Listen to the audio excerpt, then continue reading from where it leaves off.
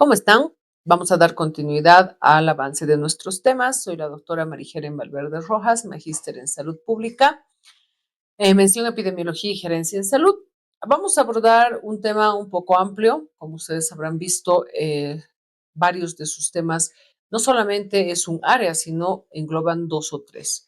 Vamos a empezar con lo que es medicina laboral en este caso. Un poquito de historia, vamos a decir que desde inicios, ¿no? Años atrás, inicios antiguos, se vio y se fue analizando que varias de las profesiones, ¿no? Generaban en las personas o en los profesionales que las ejercían ciertas enfermedades, ¿no es cierto? A partir de ahí fue evolucionando esto de la medicina laboral, ¿no? Porque si bien la persona trabaja para tener una remuneración económica, muchas veces, ¿no? El beneficio era mucho menor que el daño que podía recibir. No se olviden que estamos hablando de años muy antiguos, donde tal vez ni siquiera teníamos lo que habíamos visto en otro tema, que era el tema de la salud ocupacional, ¿no? Entonces sí es importante que vayamos viendo este. ¿Cuál es el origen de la protección profesional al trabajador? Vamos a remontar hasta atrás, hasta Egipto, ¿no? Donde empiezan el año 4500 antes de Cristo, ¿no? Para ver cómo se podía eh, tener una, que les digo, nuestros fallecidos, cómo los podíamos tener en mejores condiciones, ¿no es cierto? Porque también cuando ya empezaba la putrefacción en los cuerpos, tenía más riesgo, ¿no es cierto? Y enfermedades. Babilonia, ¿no? En Babilonia empieza el primer código de Hammurabi, ¿no? Donde empieza a hablarse en este código del reparo de riesgos en pérdidas, ¿no? ¿Por qué? Porque ahí había bastantes trabajadores que fallecían jóvenes, ¿no? Por el trabajo que desempeñaban. En Grecia empieza a surgir este tema de asociaciones de socorro. En Roma empieza ya las asociaciones militares, ¿no? Así como un sindicato más o menos, rentas vitalicias por los daños. Se imagina, y esto lo vemos en películas, ¿no? Los daños físicos, si es que no morían, con los que quedaban los militares, ¿no? Entonces la renta vitalicia por falta de un miembro, ¿no? Amputaciones, etcétera. En la Edad Media ya tenemos otro tipo de asociaciones como los gremios artesanales.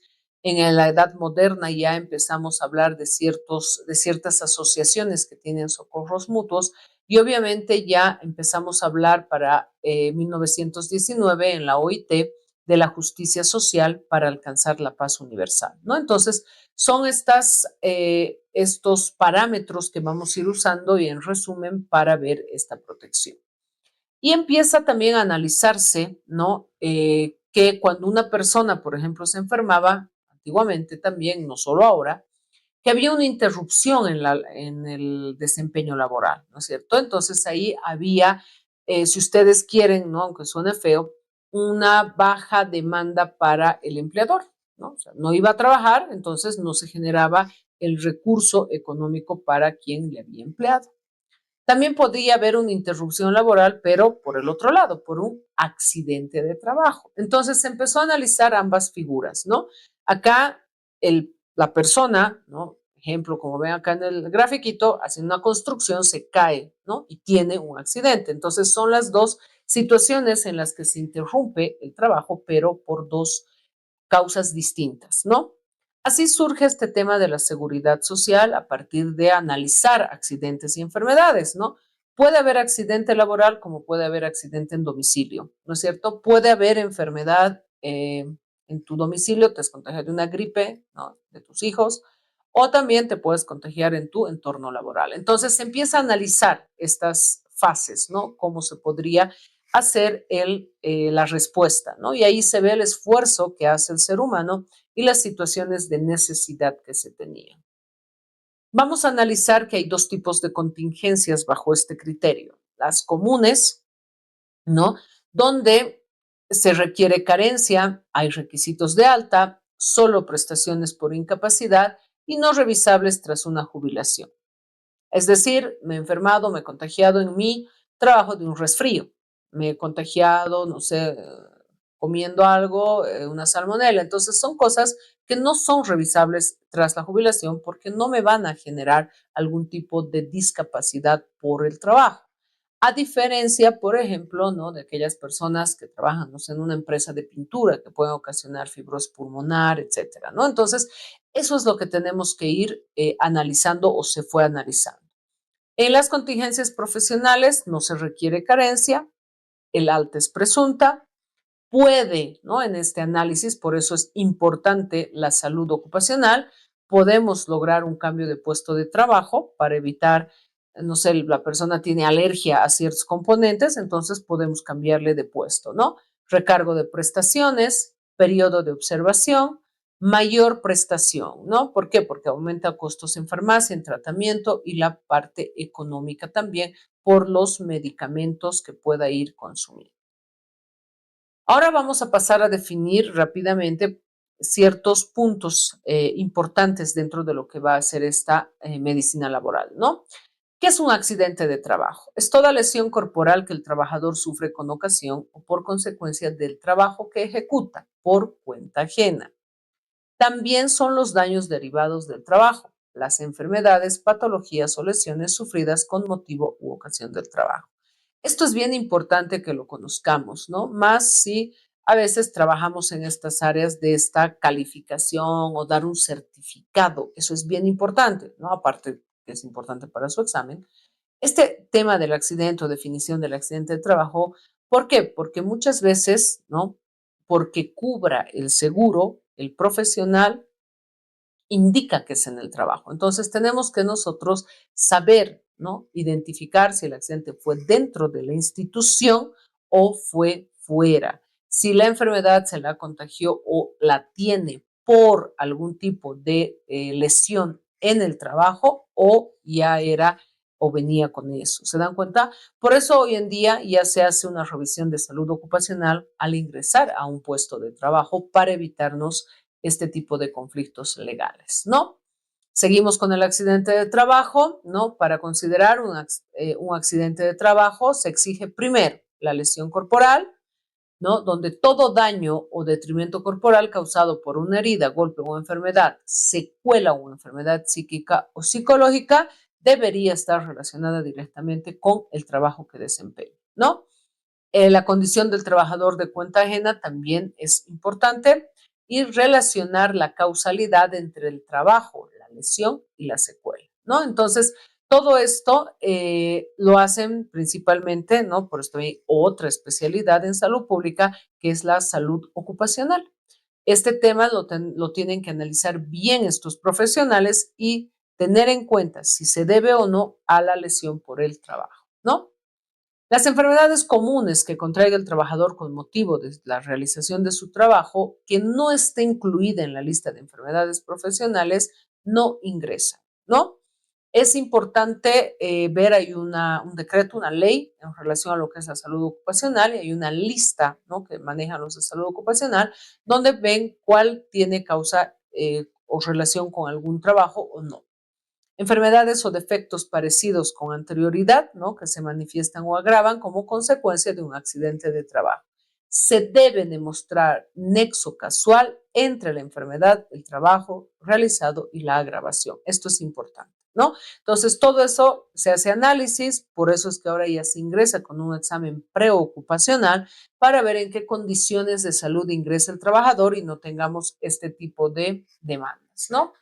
Que no es un accidente de trabajo, los que se deban a fuerza mayor, extraña o externa al trabajo, que no guarde relación con el trabajo que se ejecuta al ocurrir el accidente, ¿no es cierto? En ningún caso se considerará fuerza mayor extraña al trabajo, la insolación, el rayo y otros fenómenos análogos de la naturaleza, aunque estemos en horario de trabajo. Los que sean debidos a dolo o a imprudencia.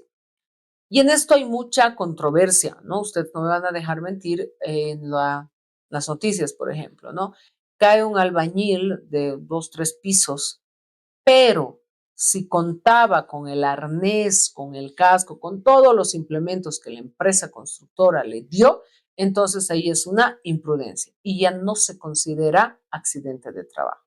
Si este mismo albañil no contaba y se demuestra que la empresa contratante no le ha otorgado el arnés, el casco y demás protección, sí puede ser considerado accidente de trabajo. ¿Ok? Entonces, son esas cositas que ya también se va a la parte legal, ¿no? Hay un área también nuestra medicina legal donde nos podemos también apoyar para esto, ¿no? Y lo que sea temerario del trabajador accidentado. Otro concepto importante, enfermedad común. Hemos dicho, ¿no? Las enfermedades comunes. ¿Qué es una enfermedad común? Son las alteraciones de la salud que no tengan la condición de accidente de trabajo ni de enfermedad profesional, conforme a lo que acabamos de indicar, ¿no? Eso es una enfermedad común. Enfermedad profesional es aquella contraída a consecuencia del trabajo ejecutado por cuenta ajena en las actividades que se especifiquen en la ley y que esté provocada por la acción de los elementos o sustancias que indiquen para cada enfermedad, ¿no? Muchas veces, vuelvo al ejemplo de la empresa de pinturas, ¿no? Que trabajan con muchos químicos, muchas veces no usan la protección que se les da o no les dan. Ahí también viene el mismo ejemplo que hace un momento. Y también, ¿no?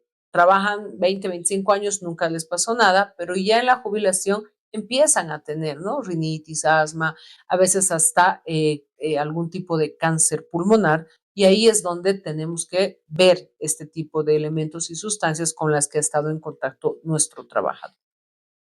La segunda parte de este tema es medicina física y rehabilitación, que también es amplio. He tratado de resumir de la forma más concreta para lo que les puede servir dentro de esta área, ¿no? Que también es parte de una disciplina o especialización que los médicos podemos tener. ¿Cuál es la caracterización de la unidad o servicio de medicina física y rehabilitación? Vamos a decir que es un conjunto de componentes que va a permitir configurar y estandarizar la capacidad instalada mediante criterios enmarcados en la gestión de calidad de la organización, funcionamiento, infraestructura, equipamiento, documentación, logística, perfil profesional del recurso humano que trabaja en el servicio e indicadores de estructura, proceso y resultado, ¿no? Entonces, es importante que nosotros también veamos ciertos aspectos también en esta área, tanto éticos como bioéticos en la atención integral del paciente. Uno de ellos es la beneficencia, ¿no? Que se debe aplicar de forma idónea, oportuna y eficiente todos nuestros conocimientos y recursos, ¿no? Que podamos nosotros ofrecer para que este paciente sobrelleve su enfermedad. Y este término no solamente va a estar en esta área, ¿verdad? Es en cualquier especialidad, cualquier área que nosotros tengamos, el término de beneficencia tiene que estar presente, ¿no es cierto? Porque nosotros dentro de nuestro trabajo no solamente vamos a restaurar su salud, también vamos a preservar su vida y debemos aliviar sus dolencias y recuperar su estado funcional. Siguiente aspecto, no maleficencia. No causar daño al enfermo, evitarle sufrimiento, más en aquellas prácticas clínicas que fuesen necesarias, ¿no? Para encontrar primero la causa de la enfermedad y posteriormente su alivio. Se va a basar en el cumplimiento de protocolos. Eso es importante que tomen en cuenta. Si bien las NACs, que son los protocolos de atención en salud clínica en nuestro país, están un poquito desactualizadas, pero siguen, mientras no las cambien, alguna parte la han actualizado, pero mientras no las cambien, siguen vigentes. Entonces, sí tenemos que tomar en cuenta estos protocolos, ¿no? Para que nuestra práctica médica esté respaldada y sea de las mejores. Otro aspecto ético que tenemos que tomar es la autonomía, ¿no?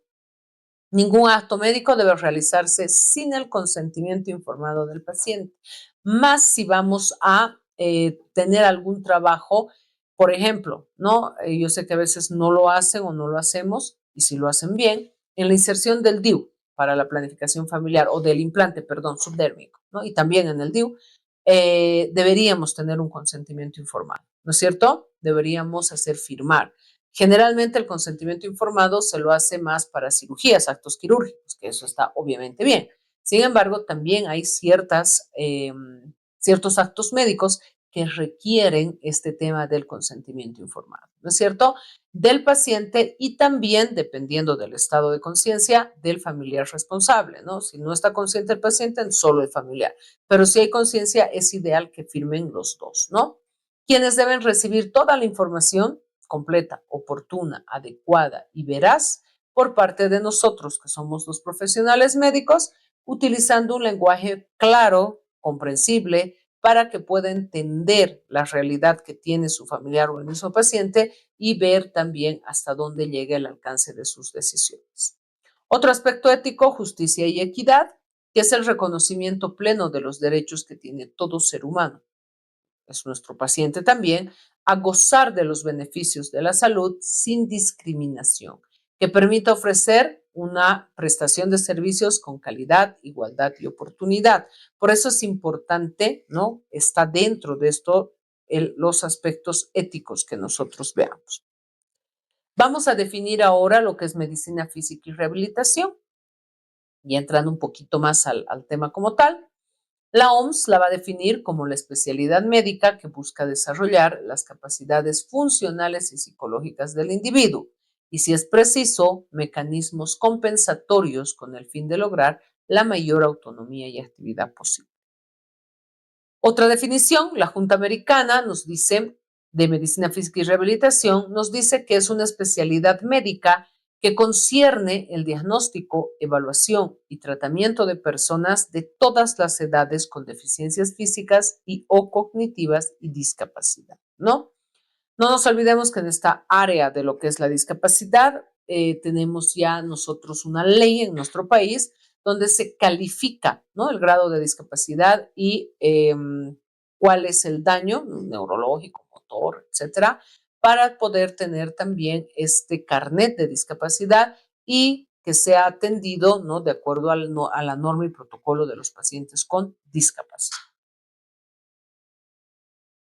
Vamos a decir también que la medicina física y rehabilitación es una rama de la medicina y de las ciencias de la salud que se ocupa de evaluar, tratar y hacer seguimiento de niños y adultos con enfermedades del sistema musculoesquelético, neurológico, que produzca algún dolor o alguna limitación funcional, ya sea la misma transitoria o permanente, y esta área, esta rama, la medicina física y rehabilitación, trabaja con tres o se apoya en tres grandes áreas: la medicina física, la medicina de rehabilitación y los estudios electrofisiológicos. Para esto vamos a pasar a definir lo que es fisioterapia y kinesiología, que vemos que va de la mano y es el apoyo que va a tener esta rama de la medicina, ¿no? La palabra fisioterapia proviene de la unión de dos voces griegas, physis y terapia. Physis significa naturaleza y terapia, que quiere decir tratamiento.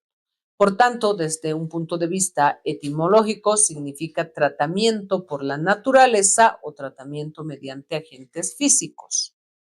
La OMS en 1958 define a la fisioterapia y kinesiología como la técnica y ciencia del tratamiento a través de medios físicos, ejercicio terapéutico, masoterapia y electroterapia. Incluye la ejecución de pruebas eléctricas y manuales para determinar el valor de la afectación y fuerza muscular, pruebas para determinar las capacidades funcionales, la amplitud del movimiento articular y medidas de la capacidad vital, ¿no? Si se fijan, la OMS resume un poco todas las actividades que hacen este otro grupo de profesionales en la salud dentro de lo que va a ser una rehabilitación.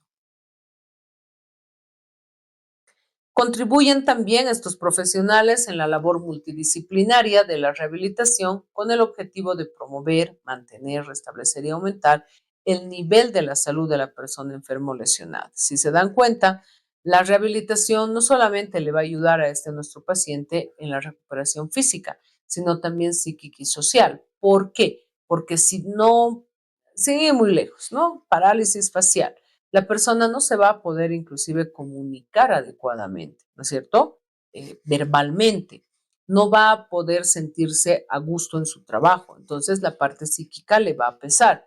La parte social también, porque ya no va a poder hablar adecuadamente y no le van a entender. Entonces, este campo en los pacientes también es importante, ¿no es cierto? Es parte de este trabajo interdisciplinario que estamos hablando para que nuestro paciente pueda recuperar la lesión o recupere por completo de su enfermedad. Otra definición que es terapia ocupacional. Interviene en personas con discapacidades físicas, psicológicas o del desarrollo para favorecer una vida independiente, ¿no? Productiva y normas de diagnóstico y tratamiento de medicina física y rehabilitación satisfactoria. Aquí es importante notar que el objetivo es estimular la capacidad funcional y autonomía de los pacientes, ¿no?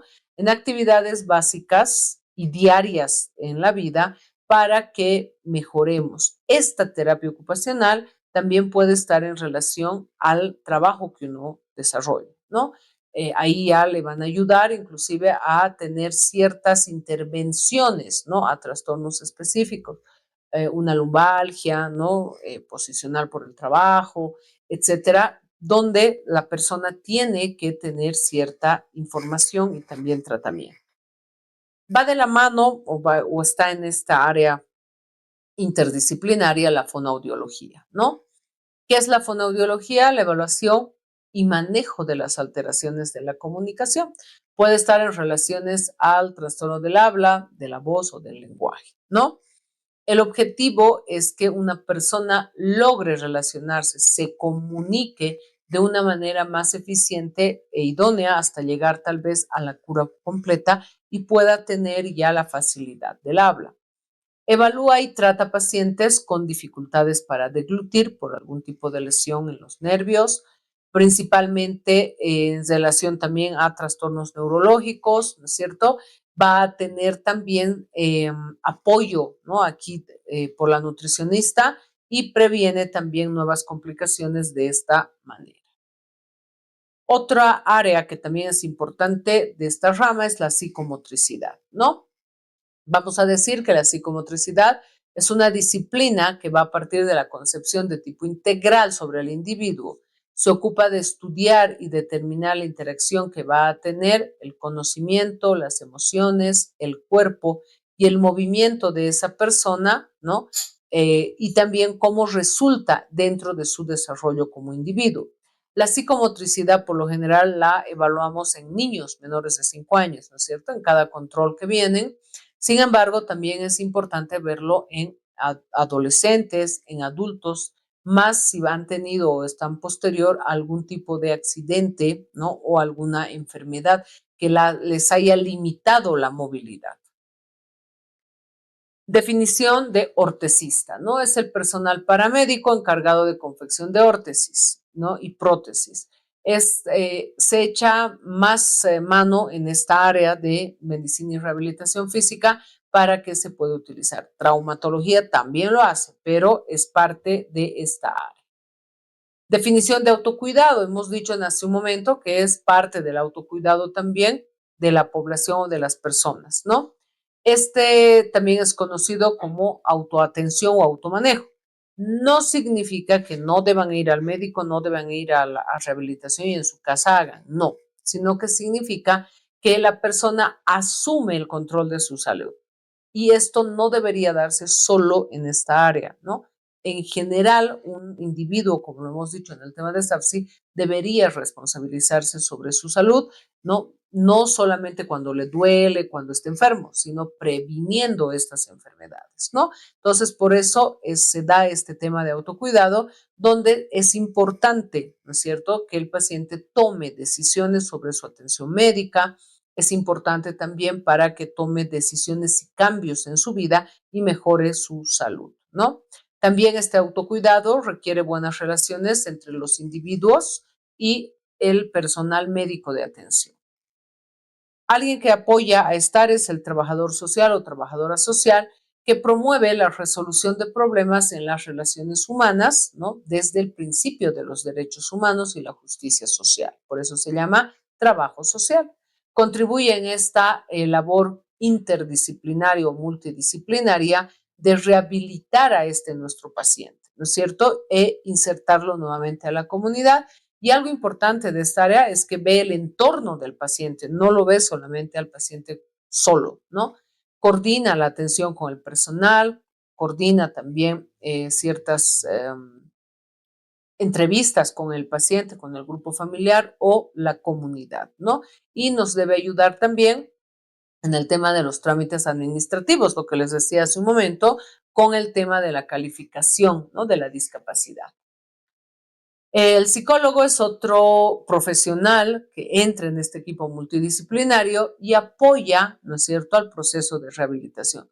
No se olviden que al tener algún tipo de discapacidad por accidente o algo, uno también entra en esa parte de negación, de depresión. Entonces el área de psicología nos va a orientar a poder apoyar a nuestro paciente, ¿no?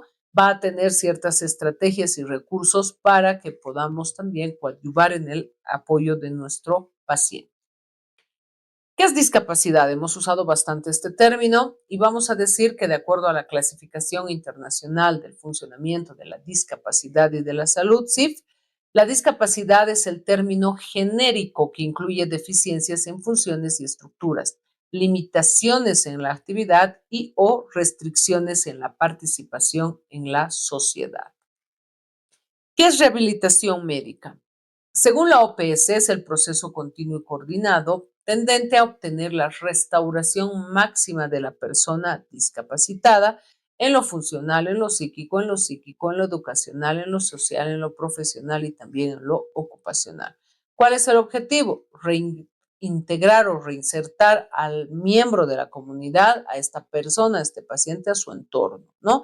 Así como también promover medidas que prevengan esta discapacidad. Si no lo recuperamos al 100%, entonces tenemos que orientar a mejorar, por ejemplo, el piso de su casa, ¿no es cierto? Cosas que en conjunto le van a ayudar, ¿no?, a nuestro paciente a que no tenga mayor conflicto y no tenga mayor discapacidad. ¿Cuáles son las funciones de la unidad de medicina física y rehabilitación? Prevención primaria con la profilaxis, secundaria con el tema terapéutico y terciaria con la reducción y reinserción social. ¿Cuáles son las funciones en general? Promover la colaboración entre las personas con discapacidad, sus familias y el personal de salud para aumentar el acceso a los servicios de atención médica.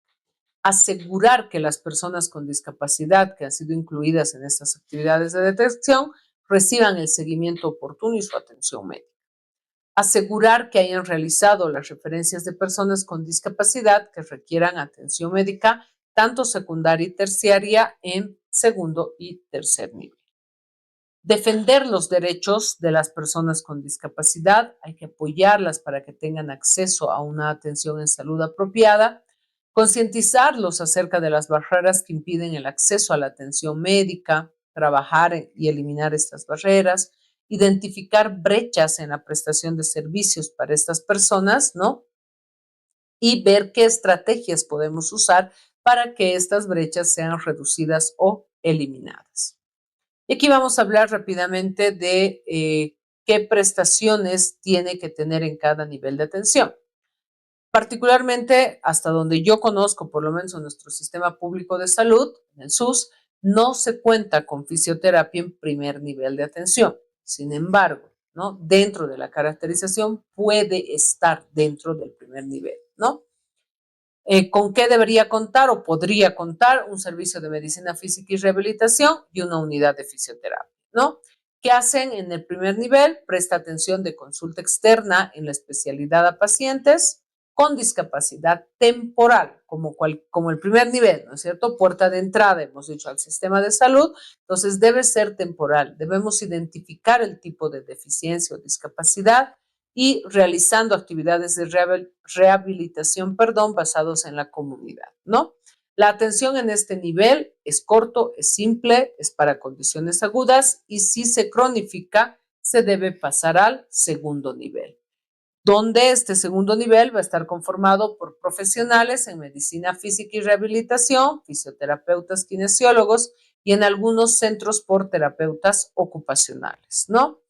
Se va a brindar en estos segundos niveles atención en rehabilitación, en consulta externa de la especialidad y a pacientes hospitalizados. Los pacientes que van a recibir atención de rehabilitación en este nivel deben venir del primer nivel, o del tercero, que también pueden ser ya contrarreferidos, ¿no es cierto? O de algún tipo de especialidad del mismo hospital. Y en el tercer nivel es una atención altamente especializada, ya son profesionales especializados en coordinación con enfermería, personal paramédico e incluye también uso de tecnología, ¿no?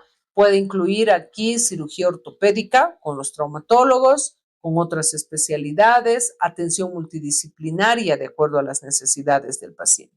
Como ven entonces, ¿no? Esta área de lo que va a ser el tercer nivel o de medicina en tercer nivel va a tener aquí más auge, ¿no? Porque tiene, o en teoría debería, contar ya con un equipo multidisciplinario, con equipo de rehabilitación y con otros apoyos, ¿no?